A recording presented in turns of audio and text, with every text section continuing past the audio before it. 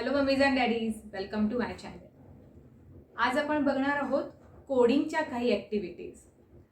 जसं की आपण आता म्हणतो हे जे जग आहे ते आता डिजिटल जग झालं आहे हे आपण सगळेच जण म्हणत आहोत. जसं की आजकाल आपल्या रोजच्या वापरामध्ये सुद्धा स्मार्टफोन, कम्प्युटर्स किंवा टॅबलेट्स आपण हे यूज करत असतो. तर आणि आता ज्या पद्धतीने सरकारने सुद्धा सांगितलं आहे की इयत्ता 6वीच्या पुढे कोडिंग हे कंपल्सरी केलं आहे.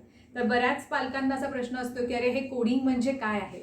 तर कोडिंग म्हणजे सोप्या भाषेत सांगायचं झालं तर कॉम्प्युटरला आपण कॉम्प्युटर लँग्वेजमध्ये त्याला समजणाऱ्या लँग्वेजमध्ये स्टेप बाय स्टेप्स अशा त्याला एक आपण सूचना देतो, इन्स्ट्रक्शन्स देतो. तर ह्या सगळ्यालाच कोडिंग असं म्हणतात. आधी याला प्रोग्रॅमिंग लँग्वेज असंही म्हणत होते, पण आता त्याला कोडिंग असं म्हटलं जातं. एक उदाहरणच देते. जर का मी म्हटलं की डावीकडे बघा, तुमचा उजवा हात वर करा, आता डावा हात वर करा, तर ह्या मी तुम्हाला काय दिल्या तर तुम्हाला समजणाऱ्या भाषेमध्ये मी तुम्हाला त्या काही सूचना दिल्या, त्या पद्धतीने तुम्ही ते करत गेला. तर हेच आपण कॉम्प्युटरला समजणाऱ्या भाषेमध्ये आपण त्याला इन्स्ट्रक्शन्स देत असतो, म्हणजे कोडिंग करत असतो. कॉम्प्युटरला ह्या ज्या असं सूचना देतो किंवा आपण ज्या याला एक स्पेसिफिक वर्ड आहे की कमांड देतो, या एकत्रित कमांड मिळून कॉम्प्युटर लँग्वेज किंवा कोडिंग तयार होतं. तर आज मी तुम्हाला अशाच कोडिंगच्या 2 सोप्या ॲक्टिव्हिटीज सांगणार आहे.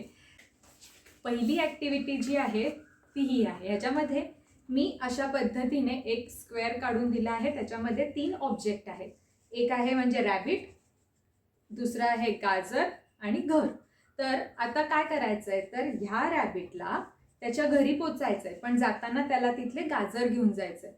तर ह्यामध्ये मी अर्जुनला अशा पद्धतीने काही वे दिला होता, म्हणजे पाथ दिला होता. तर हा पाथ फॉलो करत करत त्याला या घरापर्यंत पोचायचं. म्हणजे आता जर का पहिला ॲरो कोणता आहे, तर असा ॲरो आहे, तर हा ॲरो इथे ठेवायचा, पुढचा ॲरो ठेवायचा, मग खाली जायचं, गाजर घ्यायचं आणि घरापर्यंत पोचायचं. तर हे एक कोडिंगची ॲक्टिव्हिटी आहे. आणि दुसरी कोडिंगची ॲक्टिव्हिटी आहे ही. तर ह्याच्यामध्ये इथे A to F आहेत आणि इथे 1 to 6 आहेत. तर इथे A4 काय आहे, तर पेंटॅगॉन. तर इथे पेंटॅगॉनचं चित्र काढायचं. सेम जर का इथे आपण बघितलं B3